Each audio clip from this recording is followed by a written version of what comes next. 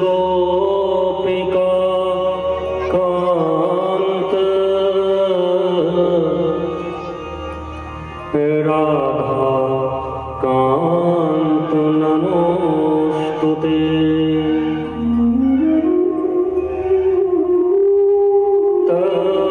तप्तकांचन गौरांगे राधे वृंदावनेश्वरी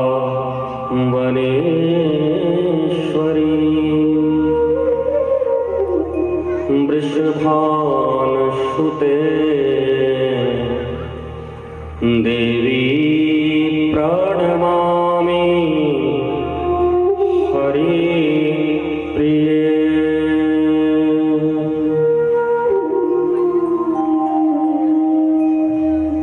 बंशी विभूषित करान नवनीरदाभात पीतांबराज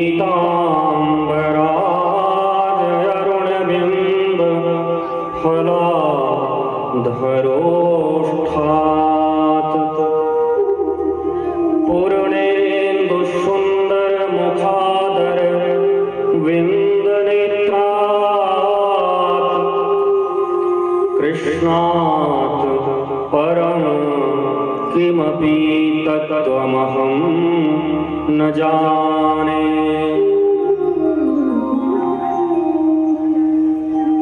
बर्हापीडं नटवरवपुः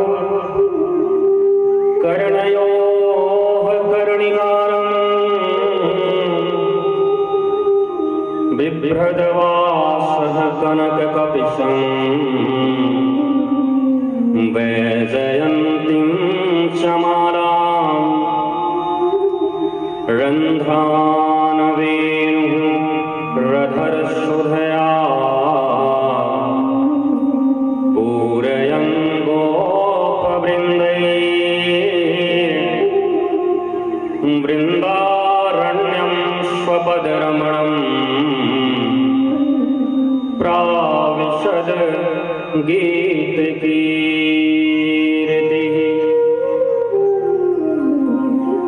अहो वकीयं मस्तनकालकूटं जिघांसयापायदप्यक्षाद्भिः लेभे गतिं धात्रीच्युतां ततोऽन्यं कम्बा दयालुं शरणं व्रजेम। कम्बा दयालुं शरणं व्रजेम। कम्बा दयालुं शरणं व्रजेम।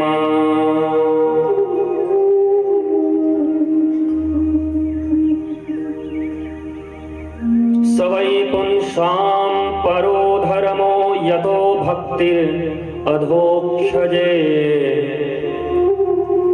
अहेतुक्या अप्रतिहता ययात्मा प्रसीदति। हरे कृष्णा कृष्ण कृष्ण हरे हरे हरे राम राम राम हरे हरे।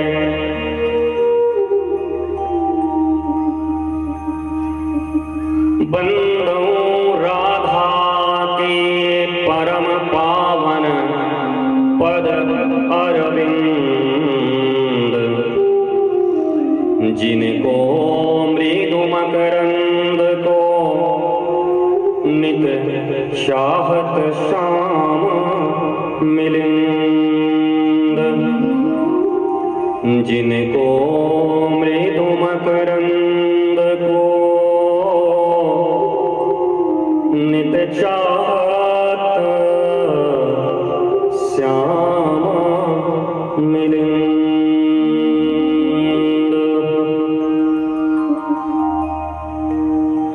बिनु सत्संग विवेक न होए,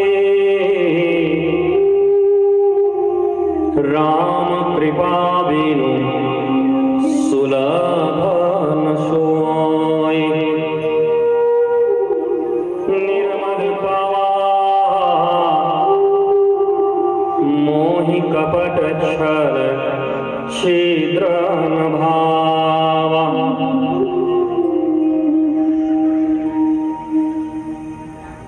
रघुपति कहे सुनु भामिनी बाता, मानहु एक भगति करनाता। मानहु एक भगति करनाता। प्रथम भक्ति संतन कर संगा, द्वितीय रति मम कथा प्रसंगा। हरे कृष्णा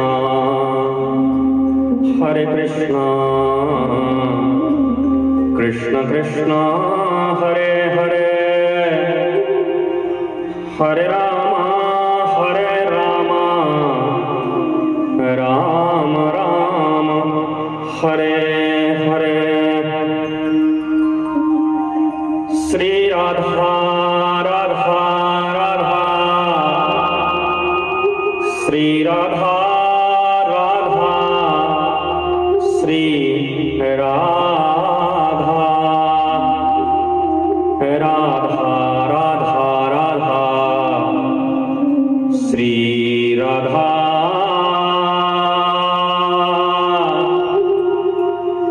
श्री राधा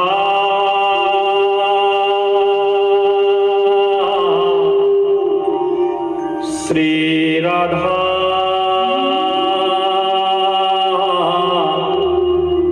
ओ श्री राधा श्री राधा।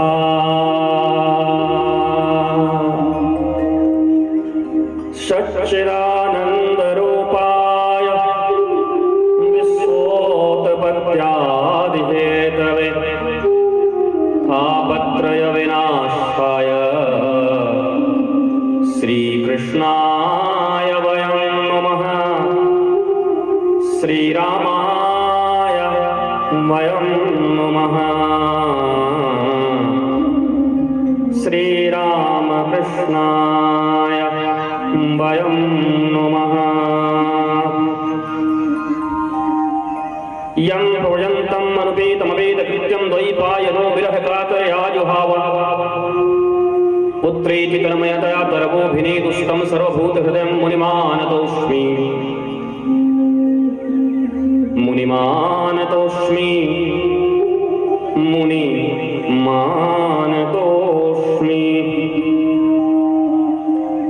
यो ब्रह्मरुद्रशुकनारद भीष्म मुख्यैरलक्षतो न सहसा पुरुषस्य तस्य, सद्यो वशीकरण चूर्णम् अनंत शक्तिं तम राधिकां चरण रेणुं मनुस्मरामि।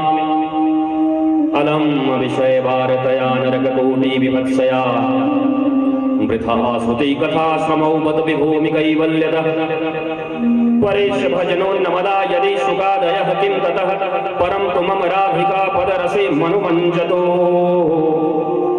परं तु मम राधिका पदरसे मनुमञ्जतो मनुमञ्जतो।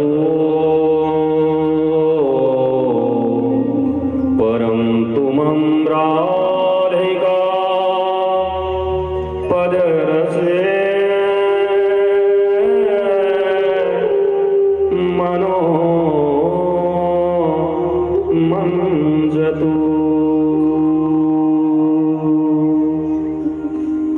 ओम नमो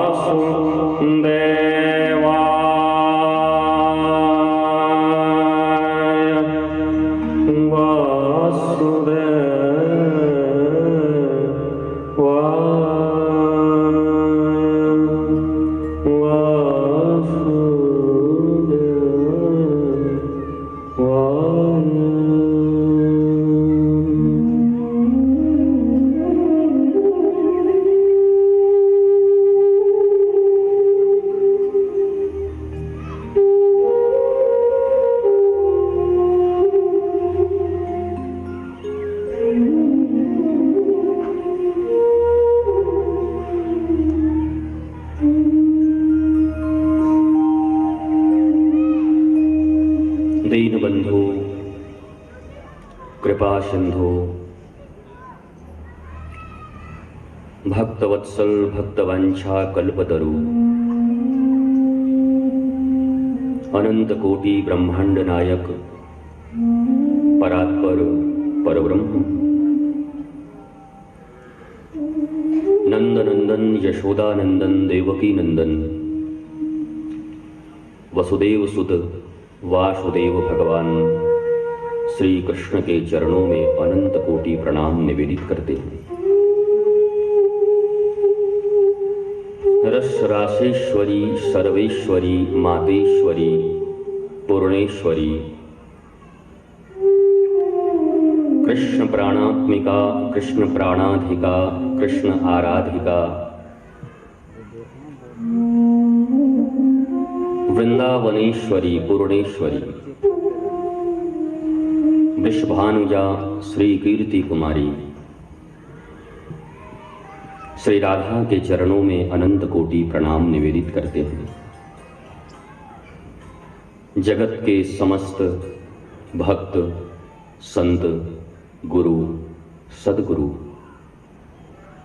एवं आप सबों के हृदय में विराजित भगवान श्री राधा कृष्ण और श्री सीताराम की अनुभूति करते हुए सिया राम मैं सब जग जानी करऊं प्रणाम जोरी जुग पानी।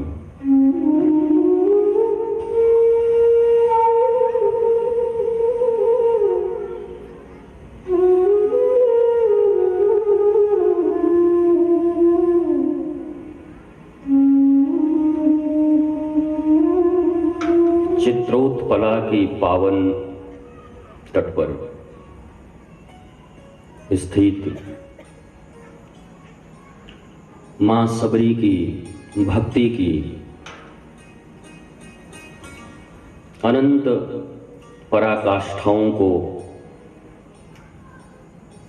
जो दर्शित करती हुई यह भूमि सबरी नारायण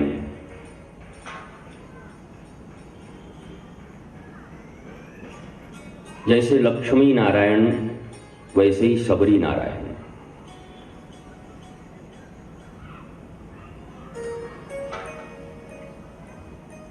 भक्त बड़े भगवान से जानत सकल जहान राम गए पुल बांध के कूद गए हनुमान। हमारी वैष्णवी पद्धति में भगवान से भी ज्यादा महत्व भक्तों की है।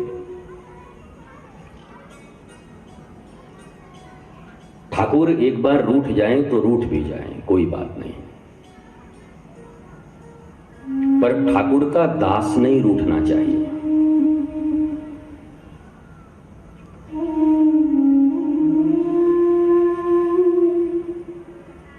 भक्तिमती सहजोबाई कहते हैं,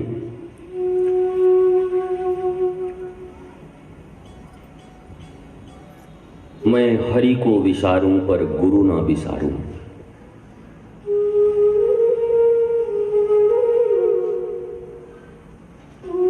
ठाकुर जी अगर रूठ गए तो कोई बात नहीं, तुम्हारे गुरुदेव उनको मना लेंगे।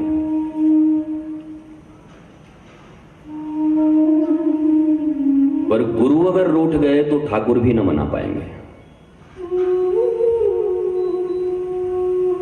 यह वैष्णवी पद्धति है।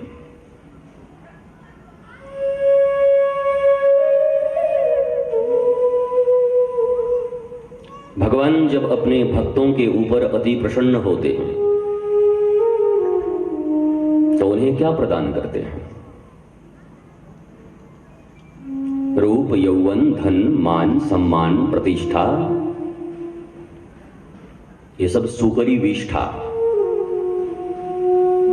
श्रीमद् रूप गोस्वामी कहते हैं, जीवन में दो ही चीज प्राप्त करने योग्य है, या तो प्रतिष्ठा या निष्ठा।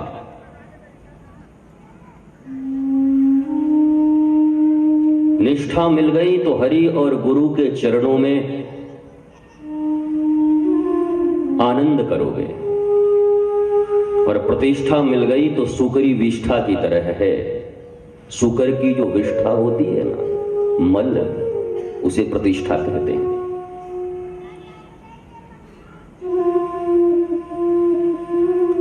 इसलिए भगवत जन कभी भी प्रतिष्ठा के लिए जीवन में कोई उद्यम, कोई उद्योग, कोई परिश्रम नहीं करते। उनके हृदय में गुरु के प्रति और ठाकुर के प्रति निष्ठा आ जाए, इसलिए उनका अनंत उद्यम होता है।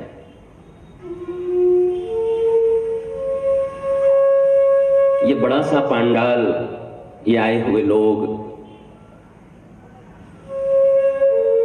अपने हृदय में अनंत ठाकुर की प्रीति को लेकर, यह सबरी नारायण का गोंदिया परिवार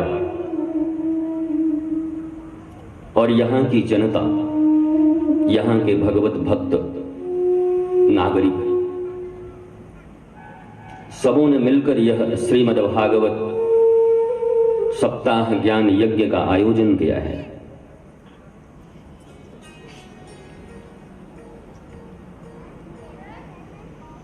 श्रीमद् भागवत सप्ताह ज्ञान यज्ञ,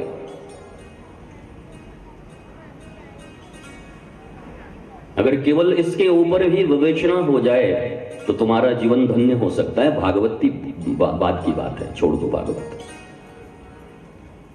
भागवत तो हमारे जैसे गरीब लोग क्या बांचेंगे, गरीब धन से नहीं, गरीब अपनी बुद्धि और प्रज्ञा से।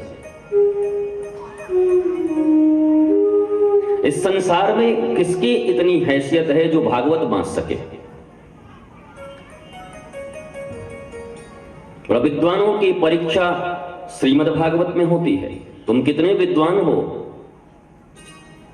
तो तुम्हारी परीक्षा भागवत के ज्ञान यज्ञ में हो जाएगी।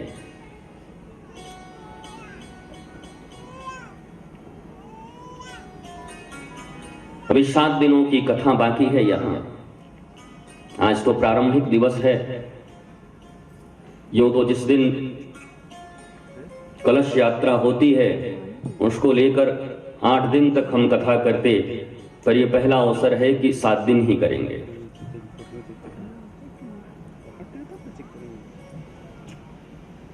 और आनंद भी बहुत है कि ये जो कथा है वो अंतरंग गोष्ठी में हो रही है।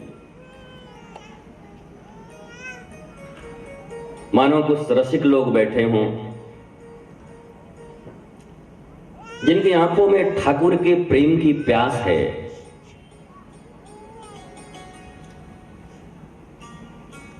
ये कथा,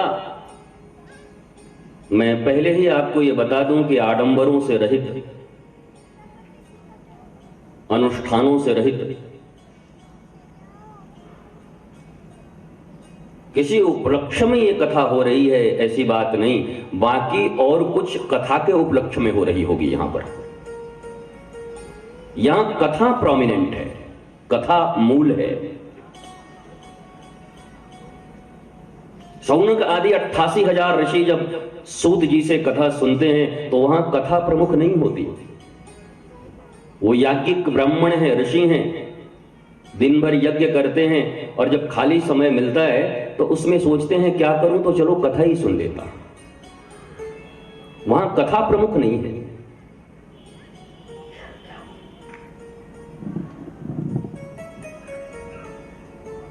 पर जब परीक्षित और सुखदेव जी की गोष्ठी बैठती है, वहां भी मृत्यु 7 दिनों के बाद है, लेकिन वहां कथा प्रोमिनेंट है, कथा ही मूल है। और मैं भी बड़ा हर्षित हूं, गदगद हूं। बड़े पांडालों में, उन सब जगहों पर कथा करने का मेरा बहुत सारा अनुभव है, पर इस तरीके से एक सुंदर बागीचे में, घर के प्रांगण में कथा करने का आनंद ही कुछ और है।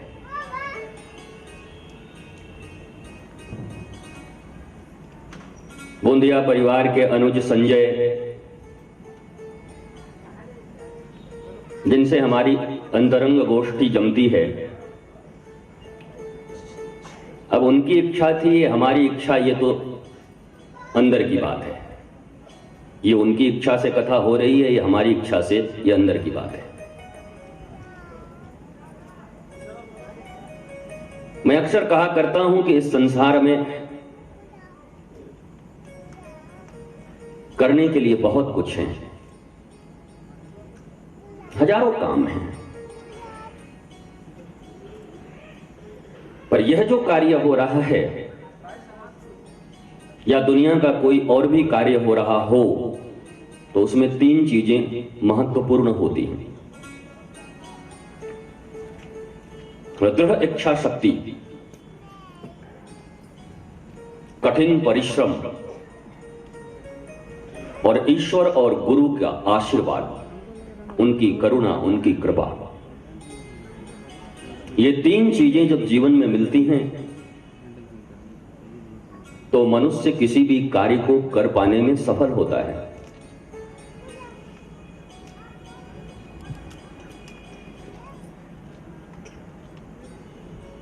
गोंदिया परिवार की बड़ी दृढ़ इच्छा शक्ति, संजय की, उनके भाइयों की, उनके परिवार की,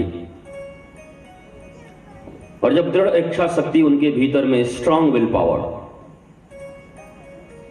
तो केवल इच्छा शक्ति अगर होती तो ये कथा न हो पाती। उसके बाद उन्होंने कठिन परिश्रम किया।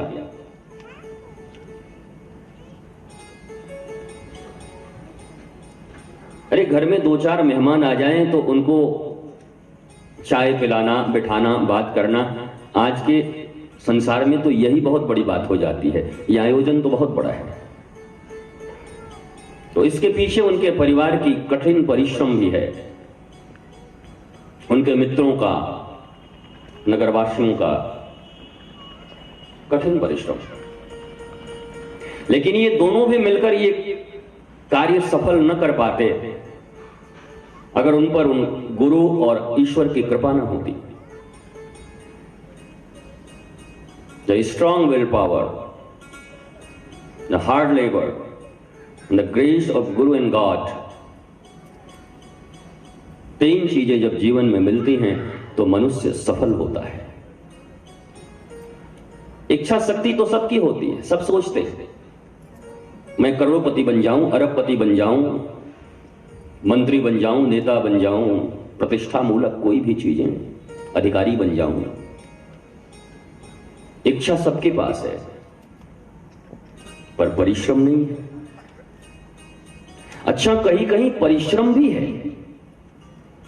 दृढ़ इच्छा शक्ति भी है और परिश्रम भी बहुत ज्यादा है। तुम अपने आसपास में, समाज में देखो, अपने घरों के आसपास में, अपने मित्रों में, अपने परिवार में, कई लोग बहुत परिश्रम करते हैं दिन रात, फिर भी दाल रोटी के मोहताज होते हैं। परिवार ही नहीं चलता उनसे। हमारे दो को लेके ही परेशान हैं। 60-70 साल की आयु बैल और गधों की तरह बोझ ढोते ढोते निकाल दिए, लेकिन पता ही न चला कि उनको भी खुश कर पाए या न कर पाए। विलियम शेक्सपियर कहता है कि इस दुनिया में सबसे बड़ी बात है कि तुम किसी एक भी व्यक्ति को प्रसन्न कर दो।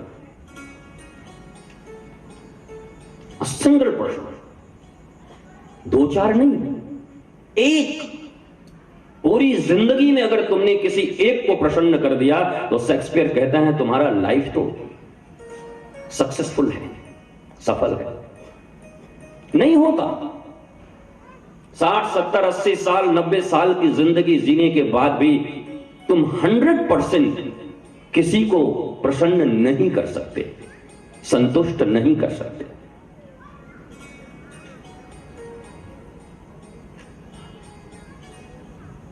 व्यवहारिक जीवन में किसी एक व्यक्ति को प्रसन्न कर देना सबसे बड़ी बात होती है, और आध्यात्मिक जीवन में अपने आप को प्रसन्न कर देना सबसे बड़ी बात होती है।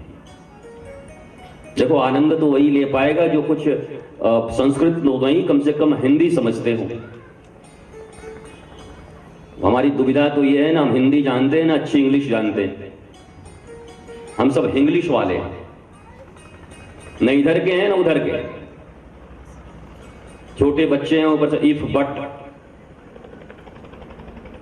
न अपनी मातृभाषा को समझ पाए और न पूरे विश्व की भाषा को समझ पाए।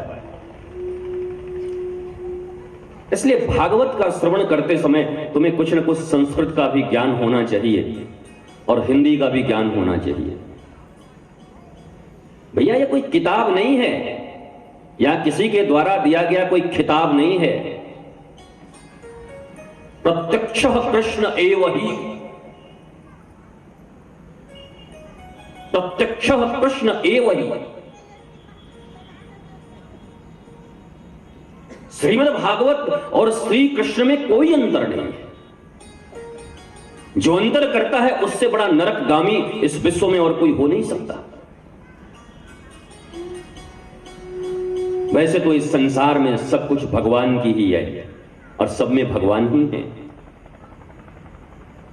माता में भी भगवान, पिता में भी भगवान, भाई में भी भगवान, पशु पंछियों में भगवान, वृक्षों में भगवान, जड़ चैतन्य, सजीव निर्जीव, चर अचर, सब में भगवान है। पर यहां भी है, माता में भी भगवान है, पिता में भी भगवान है, पुत्र में भी भगवान है, मित्र में भी भगवान है, गरीब में भी भगवान है, अमीर में भी भगवान है, सजीव में भी भगवान है, निर्जीव में भी भगवान है। लेकिन श्रीमद् भागवत कहती है प्रत्यक्ष कृष्ण एव ही। संस्कृत जानते हो तो ही का अर्थ होता है भी। ही का अर्थ होता है प्रत्यक्ष, एव, एव का अर्थ होता है ही। क्षमा करना, एव, एव का अर्थ होता है ही। श्रीमद् भागवत ही कृष्ण है। श्रीमद् भागवत भी कृष्ण होता तो चलो मान लेते, जैसे हमारी मैया में भगवान, पिता में भगवान, भैया में भगवान, संसार में भगवान। लेकिन व्यास जी यहां बहुत सावधान है। भागवत में भी भगवान, ये बोलने वाले लोग नरकगामी हैं। कई लोगों के मुख से मैं सुनता हूं भागवत भी भगवान ही हैं, भागवत भी गोविंद ही हैं। अरे तुम कहां से पढ़ के आए हो? तुम्हारी बुद्धि, तुम्हारी मति मारी गई है। भागवत भी भगवान नहीं है, भागवत ही भगवान है। गोविंद और भागवत में जो अंतर करता है वो भागवत का श्रवण करने पर भी पाप ही करता है।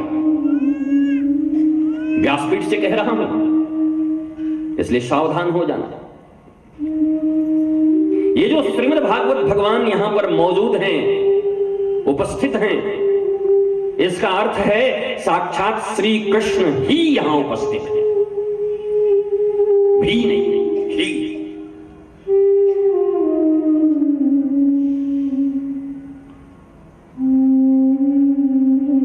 प्रत्यक्ष कृष्ण एव ही।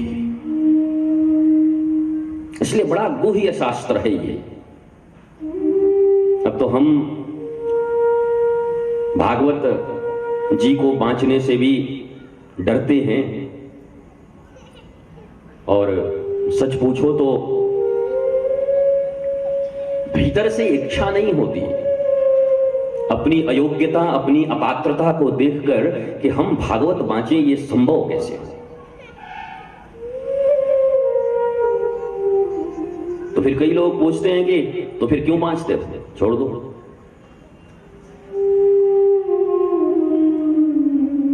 वृंदावन के एक बहुत अच्छे संत थे जो प्रज्ञा चक्षु थे, अंधे बोलते हो जिनको, आंखें नहीं थी, पर रोज बिहारी जी जाते थे दर्शन करने के लिए, प्रतिदिन।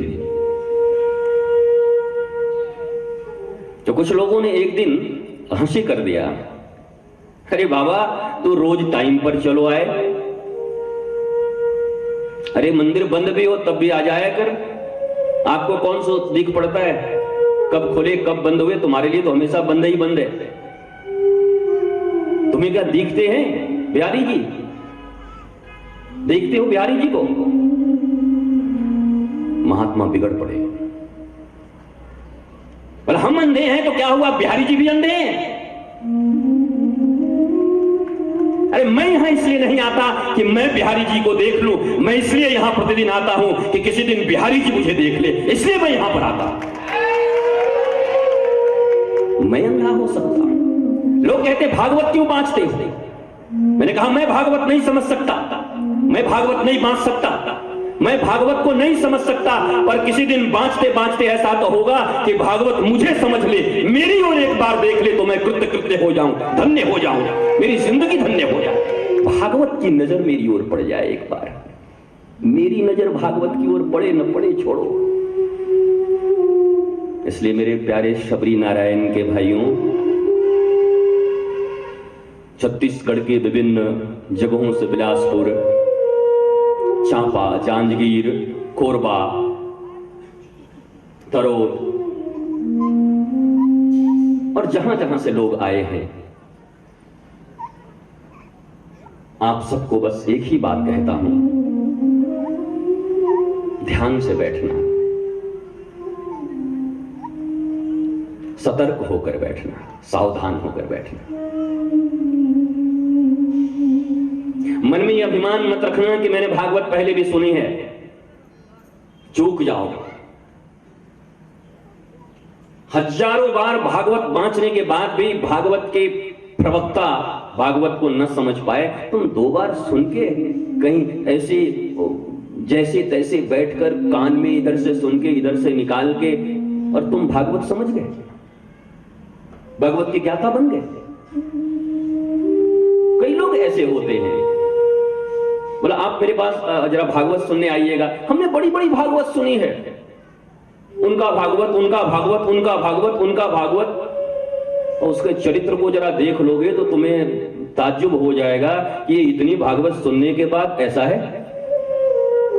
इसके वचन, इसके जीवन, इसकी रहनी, इसकी करनी, तो इतने भागवत श्रवण करने के बाद तुम्हारी जिंदगी ऐसी, कमाल का भागवत के श्रोता हो तुम। और ये तो सबरी नारायण है, और छत्तीसगढ़ तो रामायण का गढ़ है भैया, गढ़। यहां तो गली गली में नुक्कड़ नुक्कड़ पे नवधा रामायण,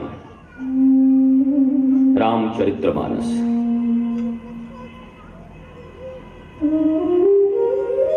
भक्तों की नगरी है, भक्ति तुम्हारे भीतर है, पर अभिमान में मत रहना। प्रथम भक्ति संतन कर संगा, दीदी रतिमम कथा प्रसंगा। क्या बात है, ये मेरा सबसे पसंदीदा चौपाई है, और आज उसी भूमि पर बैठा हूं, सबरी माता की भूमि पर। भगवान श्री राम जिन सबरी से ये नवधा भक्ति कह रहे हैं, और तुम उसी सबरी नारायण की भूमि के रहने वाले लोग हो, तो तुम्हारे मन और मस्तिष्क में और हृदय में यह बात हो जानी चाहिए कि प्रथम भगति संतन कर संगा, द्वितीय रतिमम कथा प्रसंगा। तो तीसरा, चौथा, पांचवा, छठा, सातवां, आठवां, नवां लिमिट छोड़ दो, तुम्हारे बस की नहीं है। तीसरी भक्ति गुरु के लिए। लेकिन जिसने कभी संत का संग ही न किया, जिसने कभी संत के मुख से हरि कथा श्रवण न किया, वो गुरु प्रेमी क्या होगा? उसके भीतर गुरु के प्रति निष्ठा क्या होगी? उसके बाद मंत्र जप मम दृढ़ विश्वासा, क्या मंत्र जाप करोगे? मन तो ऐसा करता है कि भागवत छोड़ के रामायण ही शुरू कर दो महाराज। सबरी नारायण की भूमि पर वो ऐसो इच्छा हो रहा है कि वाल्मीकि रामायण फिर से उठा ले, पर बिलासपुर वाले नाराज हो जाएंगे। इन्होंने पहले से बुक करके रख लिया है, 25 अप्रैल से बिलासपुर में श्रीमद वाल्मीकि रामायण की कथा होगी। एक बार जांजगीर वालों ने फंसा दिया राम कथा में, अब सब राम कथा में फंसा रहे हैं। हम शुरू से हमारा वतन है श्री कृष्ण यार, वतन मत छुड़वाओ। उनमें ही जीता हूं, उनमें ही रहता हूं।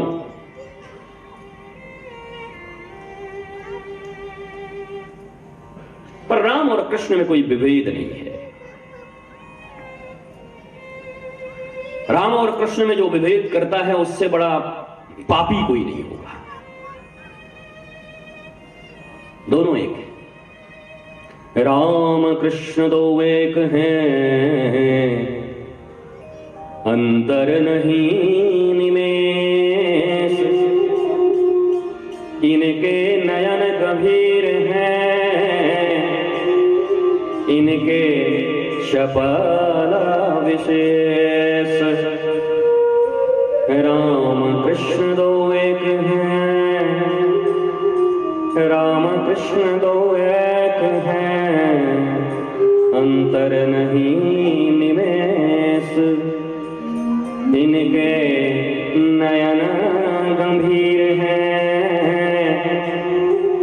श्याम सुंदर के शपल विशेष। ज्यादा अंतर नहीं है। एक जब मिथिला जी में चलते हैं तो नजरें झुकाए हुए चलते हैं और मिथिलानियां उनको देख देख के आहें भरती हैं, अरे ऐसा सुंदर ठाकुर। मिथिला के झरोखों से देख देख करके युवतियां सुंदरियां राम जी को आहें भरती हैं, हृदय में स्पंदन होता है, काश के इनका दर्शन हो जाए, काश एक बार इनकी निगाह मेरी ओर उठ जाए। पर हमारे मथुरा के ठाकुर जी अलग हैं। वो जब मथुरा में चलते हैं तो झरोखों से झक रही वो ब्रज की सुंदरियां नागरियां ठाकुर जी ऐसी निगाह से देखते हैं कि वो नजरें झुका लेती हैं। बस इतना ही अंतर है। हमारा ठाकुर थोड़ा चपल है, चंचल है, और कली काल में बहुत गंभीरता चलती नहीं, यहां थोड़ी चंचलता ही है, चपलता ही है। और लोग पूछते हैं आप श्री कृष्ण की ही बातें क्यों करते हो? मैं कहता हूं इस कली काल में श्री कृष्ण का मार्ग ही सर्वश्रेष्ठ मार्ग है। राम हजारों लाखों वर्ष पहले आए, अवध में लीलाएं की, पर श्री कृष्ण कब आए? लोग कहते हैं द्वापर में। वह द्वापर और कलयुग के संधि वेला में श्री कृष्ण का आगमन हुआ। जब 100 वर्ष केवल बाकी थी ना कलयुग आने की, तब कृष्ण इस धराधाम पर आए। अब बताओ, हजारों वर्ष लाखों वर्ष गुजर गए द्वापर के, केवल 100 वर्ष बचा है, कलयुग आ गया है, तब कृष्ण आए। इसलिए श्री कृष्ण ही कलयुग के प्रामाणिक देव हैं। श्री कृष्ण मध्य मार्गी है। इनके मार्ग पर चलोगे तो जीवन में मस्ती होगी, आनंद होगा। वैरागी ऐसे हैं कि दुनिया में कोई ना हो, और रागी ऐसे हैं कि दुनिया में कोई ना हो। 16,108 रानियां हैं। वैरागी तो ऐसे ही हैं कि 16,108 घरों में बैठी हुई हैं और समुद्र के तट पर अपने केसों को खोलकर श्वेत वस्त्र पहनकर आंखें बंद करके और ध्यान मुद्रा में बैठे हुए ध्यानस्थ, ऐसे ध्यानी हैं।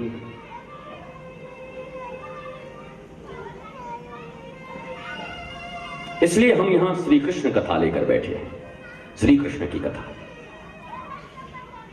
और एक बात याद रखना भैया, जिसके जीवन में गुरु का मंत्र नहीं मिला वो कथा का भी आनंद नहीं ले सकता। ये व्यासपीठ से मैं कह रहा हूं। निगुरे लोग कभी श्री कृष्ण और राम का आनंद नहीं ले सकते। जीवन में अगर गुरु मंत्र है और गुरु मंत्र की तुमने साधना की है, गुरु मंत्र को तुमने जपा है, तब तो श्री कृष्ण में तुम्हें रस मिलेगा। और नहीं, श्री कृष्ण भी तुम्हारे लिए वाद विवाद, तर्क और वितर्क के विषय बन जाएंगे। कृष्ण ये क्यों किया, रासलीला क्यों की, ऐसे क्यों किया, गोपियों के साथ क्यों नाचे, ये नहीं करना था, वो नहीं करना था। ओहो, कहां प्रपंच, कहां वितंडा। इस संसार के ABCD और कखा गघा पढ़ने वाले लोग शास्त्रों में तुम्हारी पकड़ नहीं। न वेद जानते हो, न वेदांत जानते हो, न शास्त्र जानते हो, न संहिताएं जानते हो, न कभी पुराण से मतलब पढ़ा, न स्तुतियां जानते हो, और श्री कृष्ण में तुम्हारी पकड़ हो गई। और इस संसार वालों के ऊपर उंगलियां उठाते उठाते तुम्हारी बुद्धि ऐसी बिगड़ी कि तुम अब श्री कृष्ण और राम के ऊपर भी उंगलियां उठाने लगे। साधु संतों के ऊपर उठाना तो तुम्हारा खैर ड्यूटी बन गया, उठाओगे।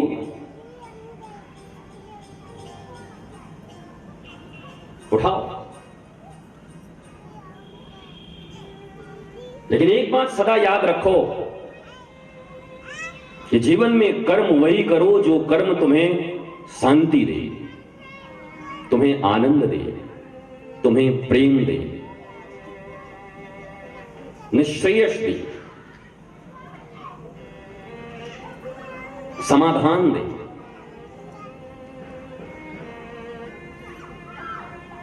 अब तुम अपने हृदय पर हाथ रख करके विचार करो कि तुम जीवन में जो कर्म करते हो, जो बातें करते हो, जो गप्पे लड़ाते हो, उससे तुम्हें क्या जीवन की शांति मिलती है?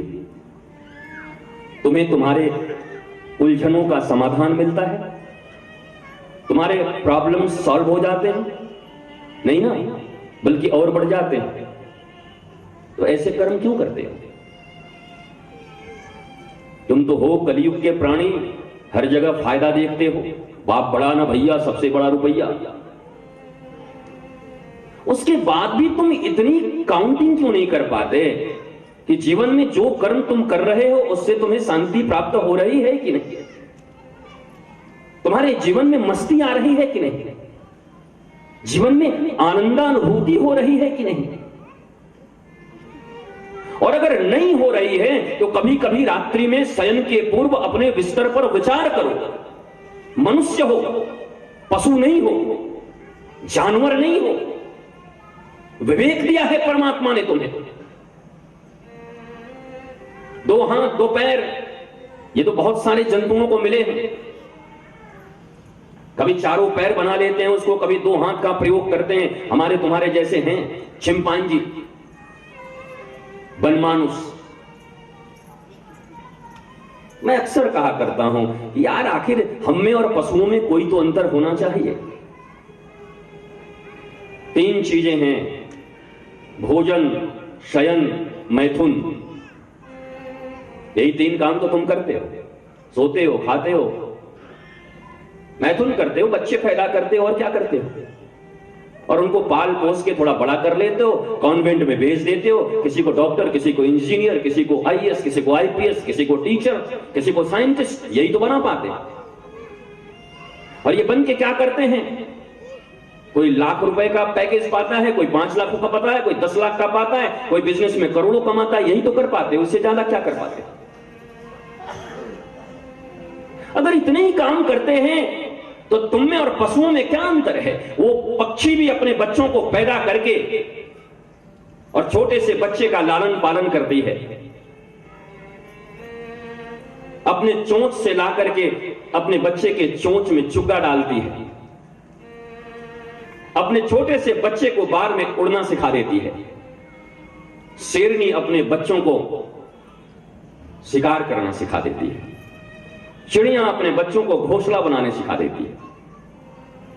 इससे कुछ ज्यादा सिखा पाए हो क्या अपने बच्चे को? कोई विशेष? अच्छा, कुछ ड्राइंग बनवा लेते हो क्या? वो कागज और पेन पे स्केच लेकर खुश हो जाते हो, मेरा बेटा ड्राइंग बना रहा है। ये जिंदगी है तुम्हारी, ये मानवता है तुम्हारी, यही मनुष्यता पे अभिमान करते हो, अहंकार करते हो। जो काम पशु बिना पढ़े, बिना लिखे, बिना किसी स्कूल में गए, बिना कॉन्वेंट में गए, बिना कॉलेज में गए, बिना किसी टीचर के कर पाते हैं, तुम इतने प्रपंच करने के बाद वही काम करके अभिमान में बैठे हुए, अहंकार में बैठे। ये कैसी मनुष्यता है तुम्हारी? ये कौन सी मानवता है तुम्हारी? आज भागवत होती है, रामायण होती है, तो लोग कहते हैं भागवत और रामायण बूढ़ों की चीज है, वृद्धों की चीज है। हम क्या करें जाकर? हम तो कमाने वाले हैं, हम तो नौकरी करने वाले हैं, हम तो व्यवसायी हैं, हमारे बच्चे अभी पढ़ते हैं। और यही बच्चे जब बड़े होकर के मां को मां की तरह नहीं पहचानते, पिता को पिता की तरह नहीं पहचानते, वृद्धाश्रम में डाल के आ जाते हैं तुमको, 2-4 10 हजार रुपए के पेंशन के लिए अपना ही बेटा गोली मार देता है अपने ही मां और बाप को। इसी देश में हो रहा है, विदेशों की बात नहीं कर रहा मैं। यही छत्तीसगढ़, यही मध्य प्रदेश, यही बिहार, उत्तर प्रदेश, हिमाचल प्रदेश, पंजाब, गुजरात, महाराष्ट्र, रोज ऐसी हजारों घटनाएं हो रही हैं जहां बच्चे ही अपने माता पिता को मार डाल रहे हैं। मां अपने बच्चे की बलि दे रही है तांत्रिकों के चक्कर में पड़कर सिद्धि प्राप्त करने के लिए। ये वही देश है, यही मानवता है। क्या प्राप्त किया तुमने? और इस पर भी अभिमान, अहंकार। थोड़े से पढ़ गए, थोड़े से लिख गए, कोई रायपुर पढ़ के आ गया, कोई बिलासपुर पढ़ के आ गया, कोई नागपुर चला गया, कोई हार्वर्ड चला गया, लंदन से पढ़ के चले आए। क्या कर दिया? वो 5 लाख कमाएगा, तुम 50 लाख कमाओगे, यही तो करोगे ना। इससे ज्यादा कुछ और बताओ मुझे, क्या करोगे? इस पर इतना अभिमान। अगर पैसा ही सब कुछ है, धन ही सब कुछ है, तो बिना पढ़े लिखे भी तो कई लोग अरबपति हैं।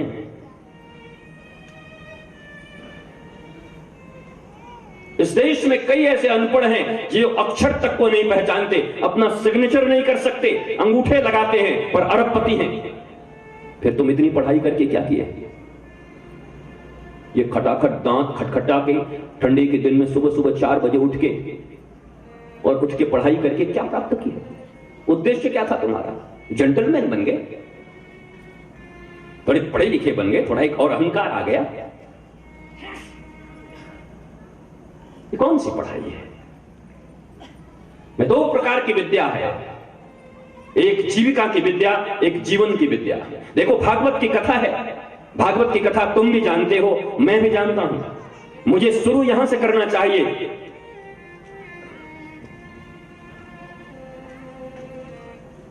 जो श्लोक मैंने प्रारंभ में ही कह दिया, तापत्रय विनाशाय श्री कृष्णाय वयं नमः। श्रीमद् भागवत के महात्म का ये प्रथम श्लोक है।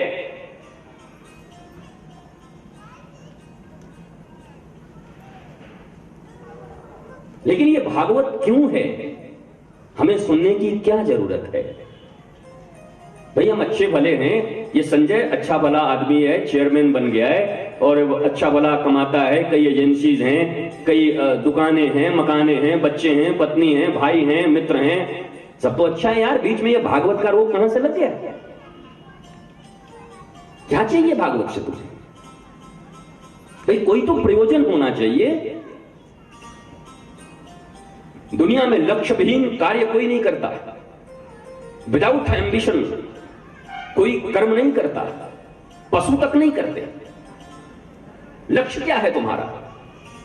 किस लक्ष्य के हेतु तुम इस श्रीमद् भागवत कथा के सुनने के लिए इतने बेचैन हो, उतावले हो? क्या चाहिए तुम्हें? अगर ये निर्धारित नहीं है तो ये कथा भी एकमात्र अनुष्ठान और आयोजन बन के रह जाएगा। 7 दिनों की ऐसी कथाएं तो इस देश में नहीं, विदेशों में चल रही हैं। हम विदेशों में भी जाते हैं, 7-7 दिनों तक राम की कथा और कृष्ण की कथा बांच के आते हैं। और यही सबरी नारायण, ये तो कथा की भूमि है। यहां राम कथा, कृष्ण कथा, वो पता नहीं कितनी कथाएं यहां चलती रहती है। कथा ही कथा है, कथा इतनी है, फिर भी जीवन की व्यथा भी इतनी है। मैंने तो सुना है या तो कथा होगी या व्यथा होगी, पर कथा भी कम न पड़ रही और व्यथा भी कम न पड़ रही। कहां चूक हो रही है? कहां चूक रहे हो? दवाइयां भी खाए जा रहे हो और बीमार भी पड़े जा रहे हो। भोजन भी चट किए जा रहे हो और भूखे भी रह जा रहे हो। घड़े के घड़े पानी पी गए पर प्यासे ही रह गए। क्यों? क्योंकि तुम्हारा कथा भी आयोजन हो गया, अनुष्ठान हो गया। निमंत्रण भिजवाए दियो, कार्ड छपवाए दियो, कई लोग एक एक करके आएंगे, कोई आधी से, कोई प्यादी से, कोई धी से, कोई लोकांबधी से। पर ये सब आने से कथा का श्रवण नहीं होता। आधी से परेशान, व्याधि से परेशान, धी से, लोकांबधी से, कोई विधि से। दादी कह गई हैं कि श्रीमद् भागवत सुनना चाहिए इसलिए चले आए। दादाजी कह गए थे कि श्रीमद् भागवत सुनना चाहिए इसलिए चले आए। शरीर में कोई कष्ट है इसलिए श्रीमद् भागवत सुनने चले आए।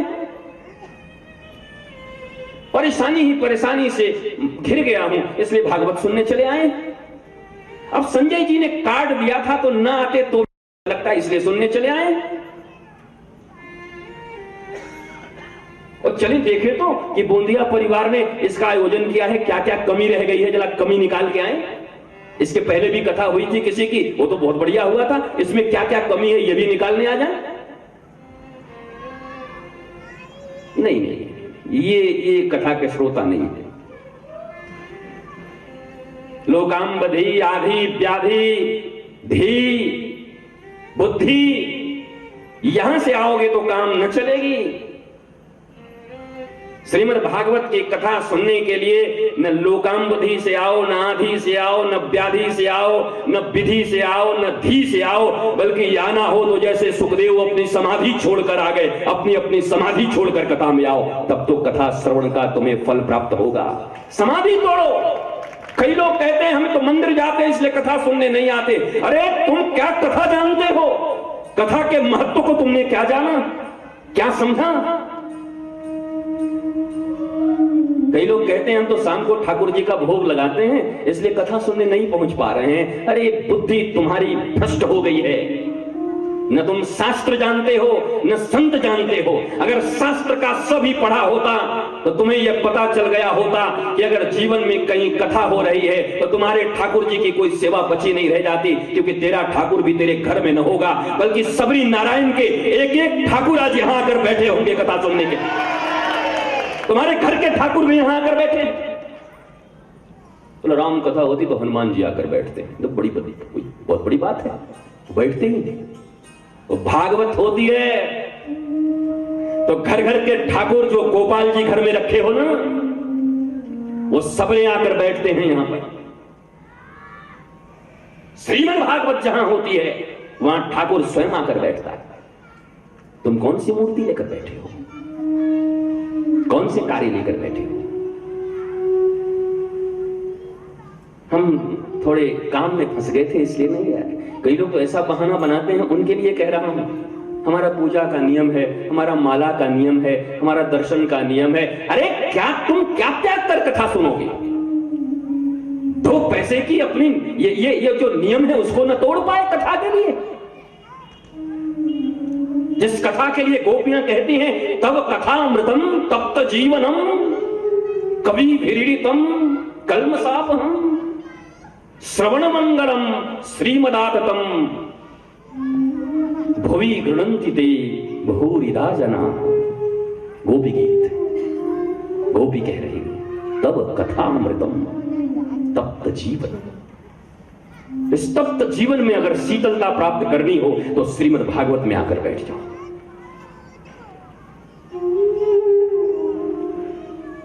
बोला क्या होगा? बोला बाकी चीजें तो खाने पीने से मंगल होती हैं, दवाई खाने के बाद मंगल होता है, पर गोपी चैलेंज करके कहती है श्रवण मंगलम। केवल श्रवण करने मात्र से तुम्हारा मंगल हो जाएगा। श्रीमदाततम भुवि गृणन्ति ते भूरिदा जना। जय हो उन महापुरुषों की जय हो जो तुम्हें कथा श्रवण कराते हैं, इसलिए कथा श्रवण करने आओ।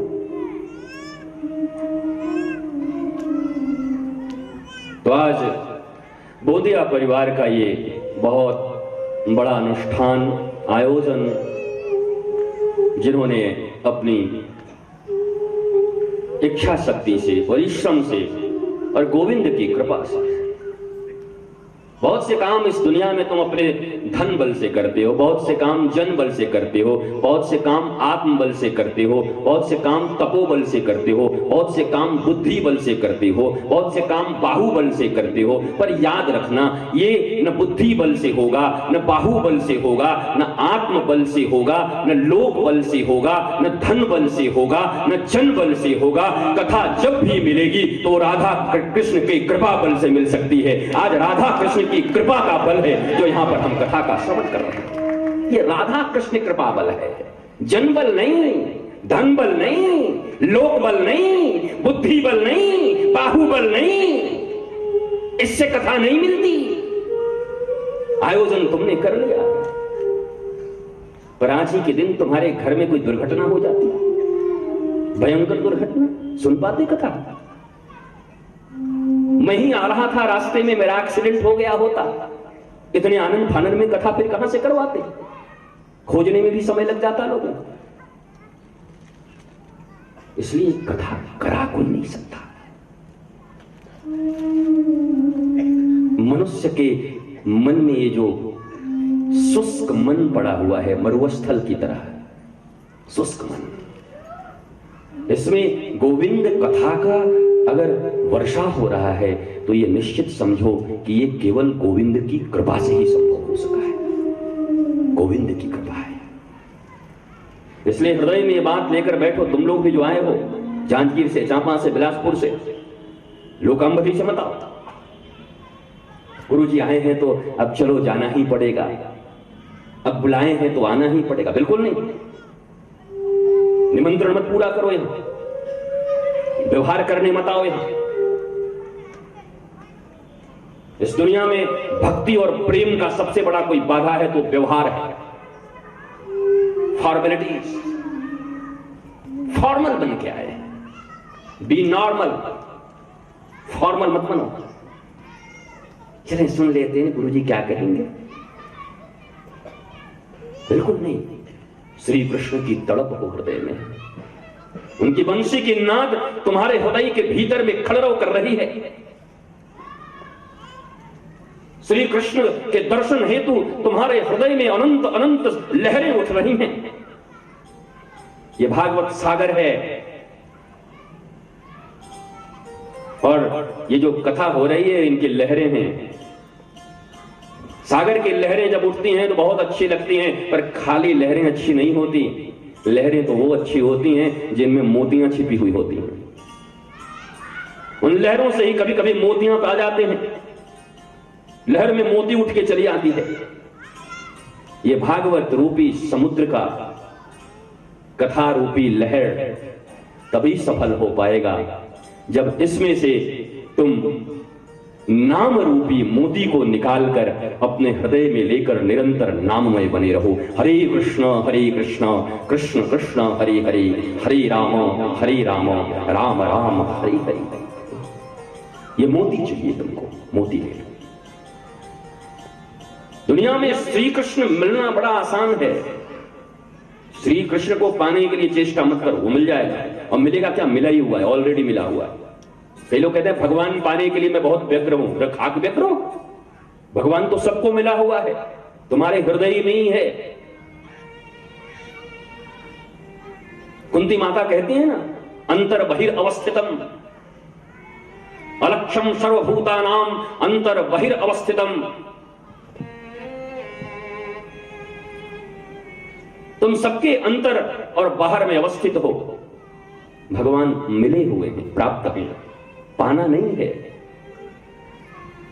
बस भगवान जो तुम्हारे भीतर में है तुम उनको भूले हुए हो, उनको याद कर लेना है। यह भागवत इसलिए हो रही है कि तुम्हारे भीतर बैठे हुए कृष्ण तुम्हें याद आ जाएं। मैं जब छोटा था ना, तो स्टूडेंट जब था तो पैसे बहुत कम होते थे, तो बहुत सारे ग्रंथ होते थे मेरे पास, ग्रंथ भी होते थे और कोर्स की किताबें भी होती थी।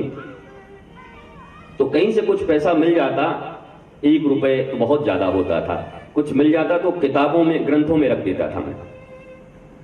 और फिर कभी कभी बहुत जरूरत पड़ती तो याद ही नहीं रहता कि कहां रखा हूं, भूल जाता था। उदास होके कोई ग्रंथ उठा के ऐसे पलटते रहता था, अरे यार बहुत जरूरत है, 1 रुपए के मिल जाता तो काम बन जाता है। बहुत उदास है, कोई देने वाला नहीं है, पन्ने पलट रहे हैं, अचानक पन्ना पलटा, देखा 1 का नोट, अरे पैसा तो है। वो इतनी खुशी हो जाती थी, इतना लहर आनंद का उठ जाता था, पैसा है। अच्छा वो पैसा क्या ग्रंथ पैदा किया था? मेरा ही था, मैंने ही रखा था, पर भूला हुआ था, पता नहीं था। पर पन्ने पलटते पलटते जब मिल गए ना, तो काम भी बन गया और आनंद भी मिल गया। इन हृदय के पन्नों में कृष्ण बंद है। जन्म जन्मांतर में हमने भी कई बार साधनाएं की हैं और हमने भी पन्नों में उनको डाल के रख दिया है। पर जीवन की ऐसी विडंबना, ऐसी व्यस्तता कि हृदय के पन्ने में छिपे हुए कृष्ण भी हमें याद नहीं। हमें कृष्ण की जरूरत है, हम तड़प रहे हैं, काश हमें भगवान मिल जाते, पर हमें यह पता नहीं कि हमारे हृदय के किसी पन्ने में छिपे हुए हमने ही रख डाला है।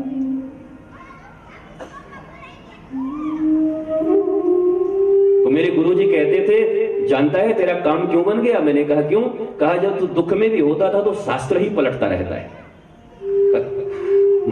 मुझे लगता था कि दुखी हूं, काम बन नहीं रहा है, तो चलो कुछ शास्त्र ही पलट लेता हूं, कुछ गोविंद की किताब ही पलट लेता हूं। तो पलटते पलटते पन्ने से 1-2 रुपए निकल जाते थे, काम बन जाता था। जब जीवन में तुम भी बहुत दुखी हो, तुम्हारे अपने ही लोग तुमसे दगा कर रहे हो, व्यापार अच्छा न चल रहा हो, परिवार अच्छा न चल रहा हो, दुखी हो, उस समय दुखी मत रहो। तुम कृष्ण की संतान हो, गुरु की संतान हो। तुम्हारे हृदय के पन्ने में गुरु और कृष्ण दोनों बंद है। बस जैसे मैं बचपन में कभी कभी दुख के समय में अपने पन्नों को पलटता रहता था, शास्त्रों को पढ़ता रहता था, तुम भी जब चारों तरफ से निराश हताश हो जाओ तो कहीं अकेले मत बैठो, किसी कथा में चले जाओ, कहीं भागवत में चले जाओ, कहीं राम कथा में बैठ जाओ। 7 दिनों में बैठे बैठे तुम्हारे हृदय के पन्ने को व्यास पीठ पर विराजित व्यास न जाने किस पन्ने को उठा दे, और जिस कृष्ण का और गोविंद के अभाव में तुम रो रहे, हैरान परेशान हो,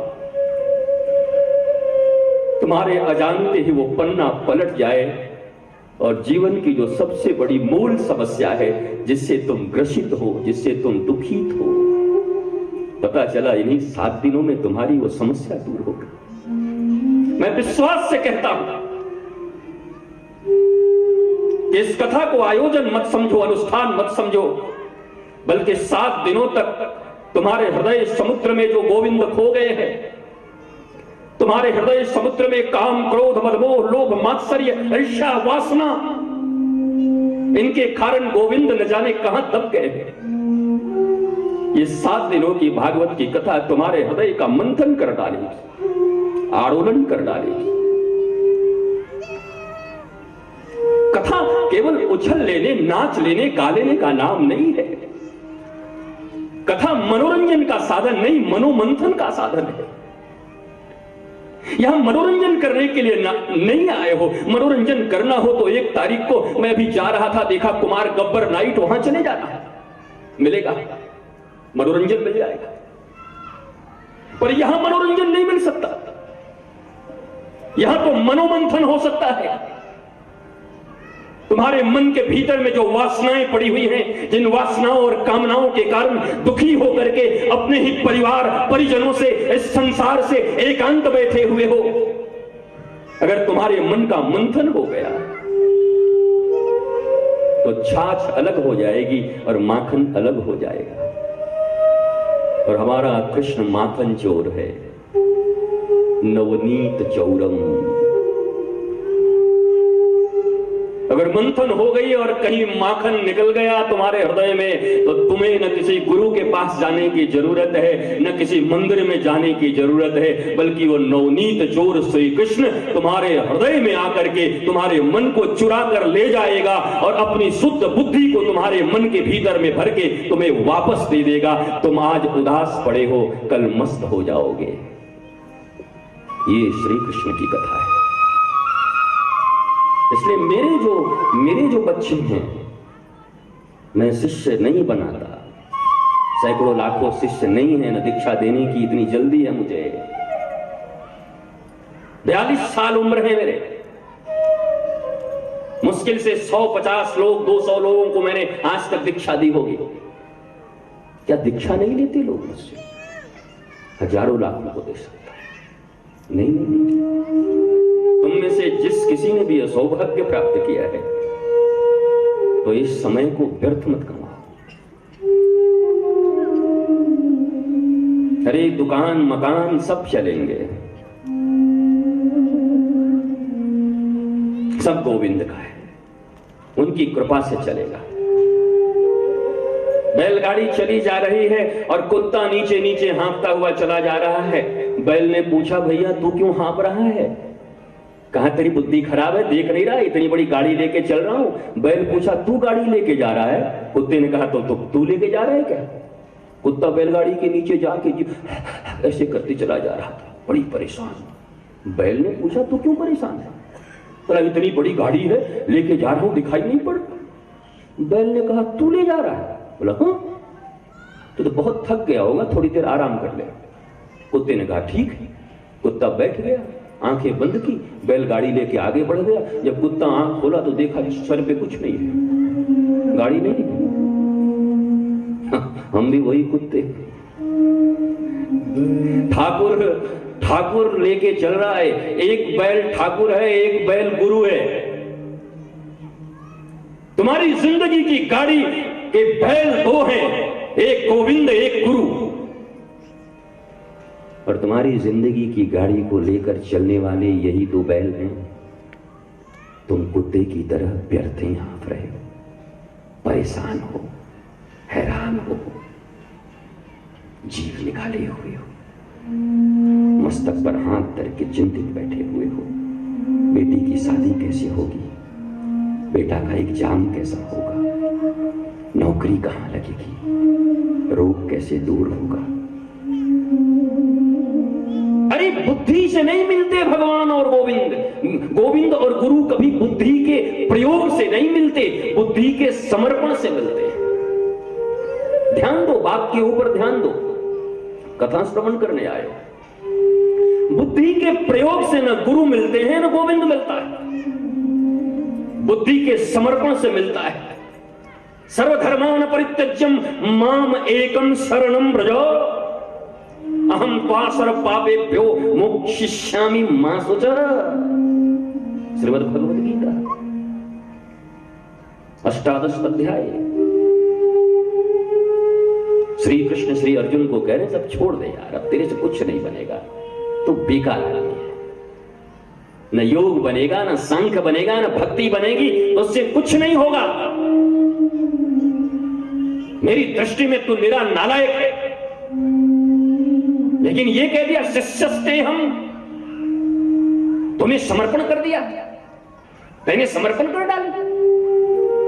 और याद रखना, ये वही श्री कृष्ण हैं जो अर्जुन के साथ बैठ करके एक ही पलंग पे सोते हैं, एक ही थाल में खाते हैं। अरे इस दुनिया में किसी का जूठा कोई नहीं खाता, पर कृष्ण अर्जुन के साथ बैठ करके एक ही थाली में खाता है। इतनी गहरी दोस्ती, सब देने को तैयार है। ये यही पांडव हैं जिनके कृष्ण पादावने जने, सब खोज रहे हैं कृष्ण कहां है, कृष्ण कहां है। तो युधिष्ठिर और अर्जुन के द्वार पर आने वाले राजाओं के जूते लेकर के झाड़ रहा है कृष्ण। जूते पहुंचने का काम है। कृष्ण पादावने जने। बड़े बड़े ऋषि भीष्म, महाराज द्रोणाचार्य, कृपाचार्य, मेघातिथि, देवल, नारद, विश्वामित्र, वशिष्ठ, अत्रि, गौतम, ये सब बड़े बड़े ऋषियों ने मिलकर के जिन कृष्ण को इस दुनिया का सबसे सुयोग्य व्यक्ति के रूप में चुनाव किया,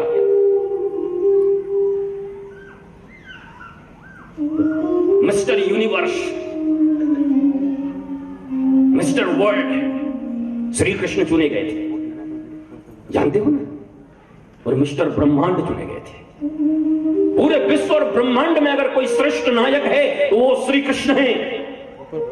ये चुनाव उस समय के सारे देवी देवता, बड़े बड़े ऋषि, राजा महाराजा ने मिलकर के किया था। और वही श्री कृष्ण अर्जुन के द्वार पर बैठ करके, जो राजा महाराजा आ रहे हैं, जो उनके अतिथि आ रहे हैं, उनके जूते झाड़ रहा है, उनके जूते साफ कर रहा है। ये श्री कृष्ण है। अर्जुन को सब दे रहा है। अरे दुनिया में छोड़ो, बहन के ऊपर निगाह उठा दी तो बहन दे डाला। कोई मित्र अपने मित्र की बहन के ऊपर अगर निगाह उठा ले तो तलवारें निकल जाती हैं, पिस्तौल निकल आएंगे, जान ले लेंगे। पर ये श्री कृष्ण कोई छोटा मोटा नहीं है, सुदर्शन चक्रधारी है।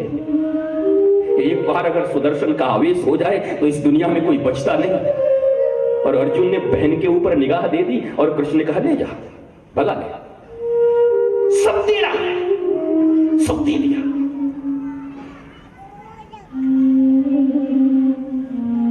साथ बैठ के खाता है, पीता है, हंसता है, घोड़े की सेवा करता है, सारथी बन गया, ड्राइवर।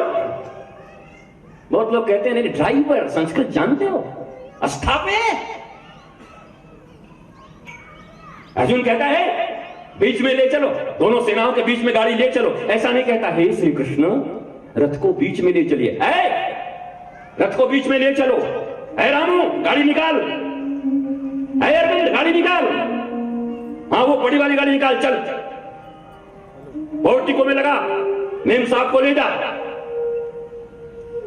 ऐसी ड्राइवरी कर अर्जुन आदेश दे रहा है। वो नारायण है, ये नर है। मैंने सुना है नारायण नर के ऊपर आदेश देता है, पर ये नर नारायण को आदेश दे रहा है। सब दे दिया। सर्वसमर्थ, इज ऑलमाइटी। कोई छोटा मोटा नहीं, ऑलमाइटी। पर ज्ञान नहीं दे रहे। ध्यान दो, बहन दे दिया, गाड़ी चला रहे हैं, जूठा खा रहे हैं, उनके घर में आने वाले अतिथियों के जूते पोंछ रहे हैं। अभी बोंदिया परिवार के यहां पर यह सुंदर आयोजन हो रहा है। तुम्हारे यहां जो कोई आए वो बैठ के कोई जूता पोंछे, उसका संजय बैठ के सब अतिथियों का करोगे क्या? किसी दूसरे को दे दो ये काम, हमको यही काम देना था, हम जूता पोंछने वाले हैं। मेरी इतनी बेइज्जती, अहंकार। पर श्री कृष्ण जो और माइटी है, गोविंद है, परमात्मा है, उसको कोई अहंकार नहीं। तुम कुछ नहीं हो, वो सर्वज्ञ है, तुम अल्पज्ञ हो। वो अनंत है, तुम्हारा अंत होगा। फिर भी तुम्हारे भीतर इतना अहंकार, इतने अहंकारी बने बैठे हो। पर ज्ञान नहीं दे रहा श्री कृष्ण।